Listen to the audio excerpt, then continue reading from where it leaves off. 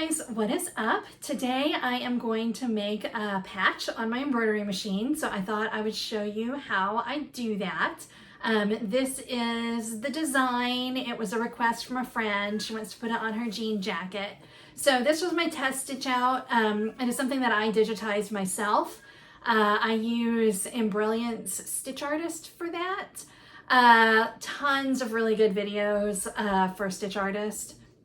I've never done any simply because there's so many good ones out there, but if there's anything specific that you want to know how to do, let me know. I actually just got, the really cool thing with Embroidery is that you can buy it in stages. You don't have to, like something like Hatch embroidery, you have to buy all at once and it's $1,000. This, you can buy certain things, so you don't have to pay all at once for whatever you want. Like I started with just essentials. Then when I decided I wanted to digitize, I bought level 1. I'm now at level 2. I don't really know that I need level 3 for anything, but I did just buy the Patch Artist. And I'm so glad I did. So before, I used to always just do like a satin stitch for this edge, but this looks truly like a marrow edge, and it's literally just the click of a button. So I'm very, very happy with that. And I hadn't done, I did this like a week ago, and I hadn't done the actual patch yet because I ordered a bunch of twill fabric. I'd really like to open up my Etsy again, and I think one of the main things I'm going to focus on is patches, simply because I love them so much, and I think they're super fun. So in order to do, you can really use whatever fabric you want for a patch, and truly you could use just white fabric. Because like you see here, you know, I used the stitches to create the background on this particular patch. You don't have to do it that way though. And so if I'm going to put them on Etsy, I want things that stitch out quickly. And I mean, this didn't take forever or anything, but to stitch out the background takes longer than just having fabric that color. So I ordered a bunch of twill fabric from Fabric Warehouse Direct. So I'll show you what I got just for funsies, and then we'll go into the patch making. But I bought extra, I bought mostly white, and again, it is just a polyester twill fabric. It's super cheap. Part of the reason why I bought a bunch of colors is so that I could get free shipping. But I got white, and here, let me move this. Whoa, let me move this up. Okay, it's a lot. I'll go through them pretty quickly though. So I got navy and black. Just basics. And then I got, this is more of an off-white, and then I got a baby blue. Someone recently commissioned me to make them kind of a patch that goes inside your wedding dress, so that it has like the names of the couple and the date. It turned out really pretty. So I thought that might be a good Etsy kind of thing, and so hers was blue. But I wanted some off-white in case that's an option.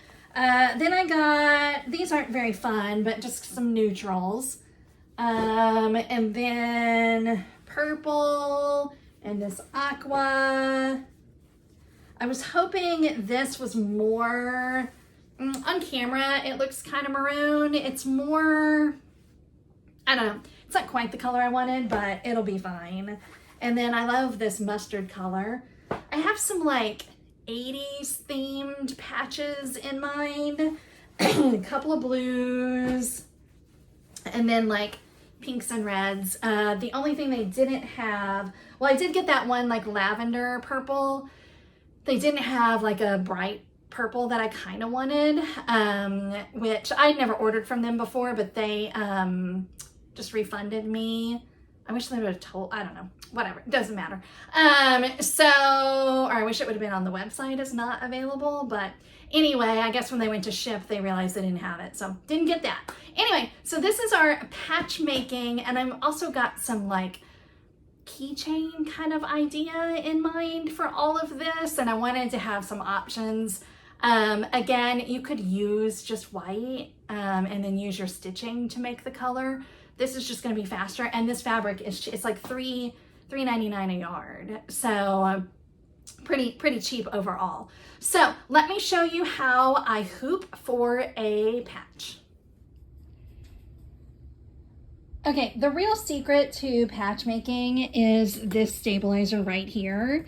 The brand name kind is called Ultra Solvy, and I used to buy it at Joann, but of course we don't have that option anymore. So I'm trying out this no brand name stuff from Amazon. I'll link it if it works well. We're about to see. So this is how the magic happens. And basically beyond that, all we're going to do is make an applique.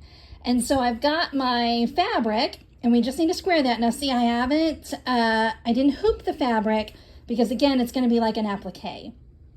And then you could stop there. That could be all you do, especially a design like this where there's a lot of stitches. But I like a more rigid patch.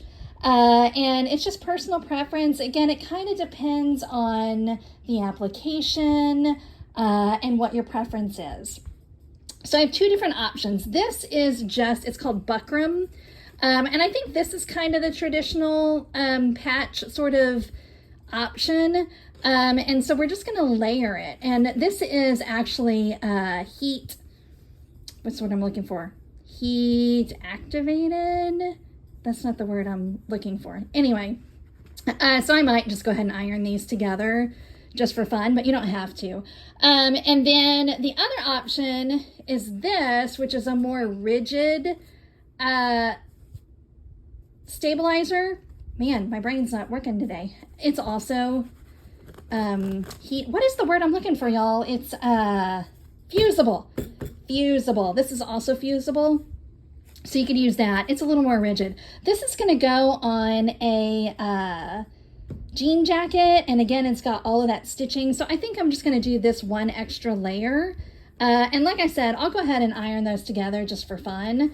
And then as we do our applique, this becomes the backing. So again, this is called buckram. And then this is just some scrap I have of some heavy fusible interfacing. I believe I looked on Amazon, and the only place I could find it, it was like you had to buy a whole bolt, and I don't need a whole bolt. So I'm going to check Walmart and see if Walmart has some more of this. But for now, that'll get me through. So I'm going to take it over to the machine and show you what we do now. Okay, so at this point, we're basically doing an applique. And typically when you do an applique, you do a placement stitch. And then you put your fabric on top and it does another stitch, which is what you would do in this scenario. However, since I've got such a small hoop here, I'm just doing one. I'm not going to do that placement stitch. I'm just going to throw this on top and let it run its tack down stitch.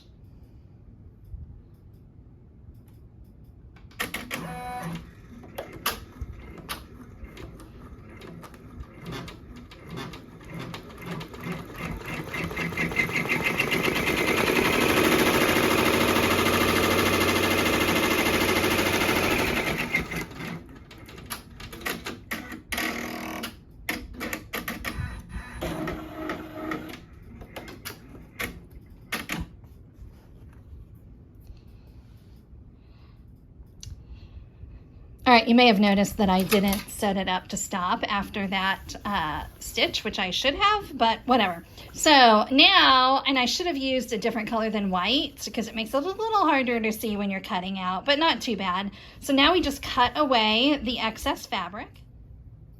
I had a pair of scissors that I loved for this. They were a little longer and more, what's the word? Not so delicate, I guess is the word.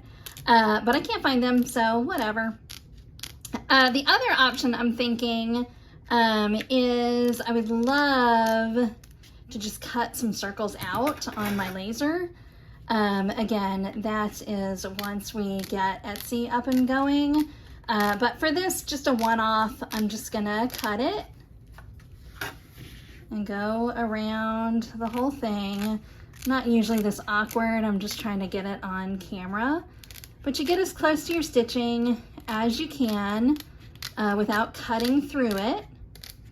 And that's another thing I love about a patch versus like applique, is that I'm not doing this like on a shirt or anything. So yes, it would suck if I cut through my stabilizer or if I cut through the stitches or whatever, but there's no risk of cutting through a shirt, which is always nice. So might clean up these edges a little bit more and then we'll just throw it back on the machine. Okay, at this point, I don't need any more stops. I just let it go to town.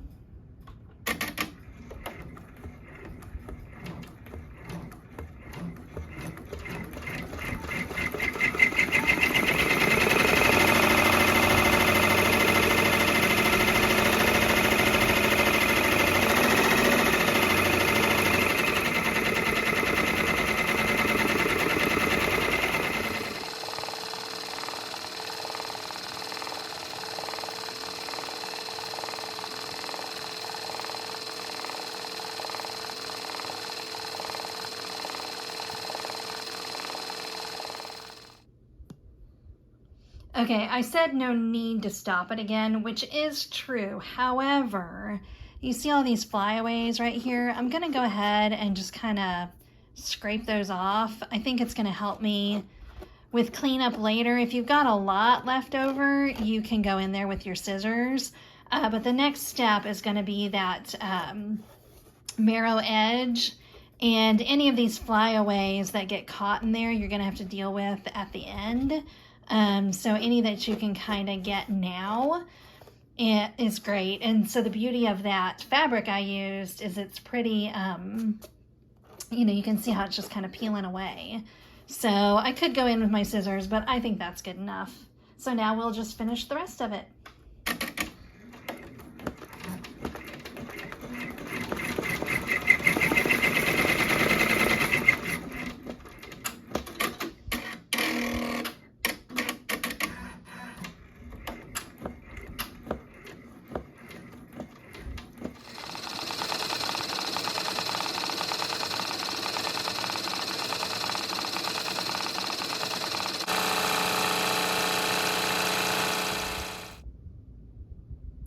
All right, it is all done. It's not quite as clean as I usually get them, and we'll talk about that in a minute. I know exactly why, but this is my absolute favorite part. So this just rips. Oh, see?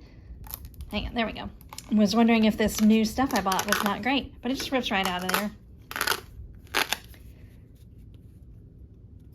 And there's your patch. All right, let's talk about these edges.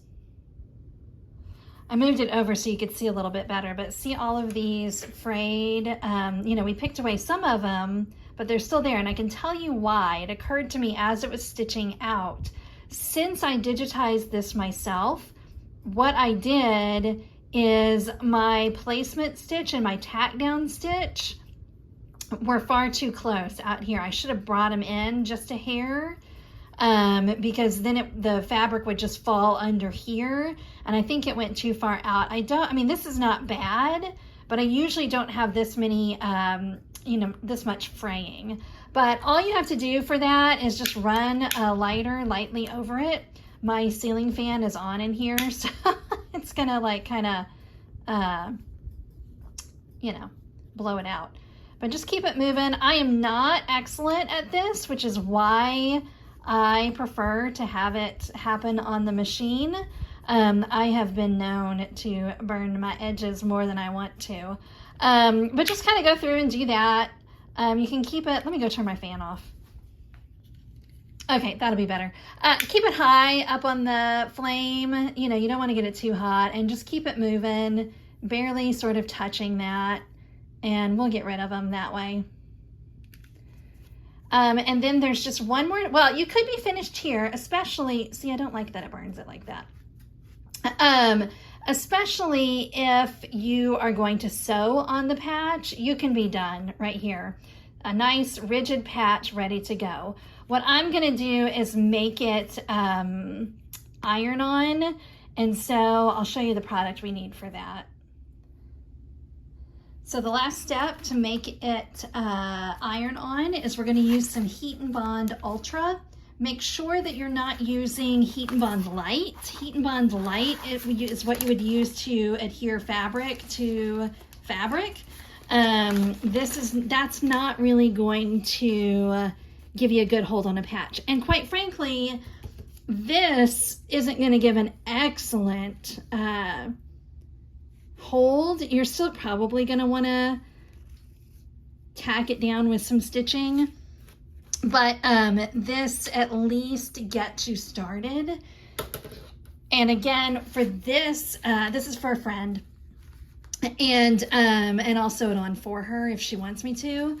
But, and I'm actually going to cut a little inside the line because you don't, if it overhangs, it's fine. But anyway, I'll sew it on for her if she wants. But also, it's going on a jean jacket, which means it won't be washed that often. And something that's going to be washed that often, it might come off. However, that being said, if you've ever purchased a patch, they're never like hardcore iron-on to where, oh my goodness, that's never coming off. You almost always need to either stitch them down or glue them down, but I at least like to have a little bit of adhesive. And I do think there is something that you can buy that's more hardcore that will get you a better iron-on, but nobody ever complains about this. So we take it over to our iron, and I'm just going to flip you over right here. I'm actually going to use, oh hi, it must have stunk in here at some point today.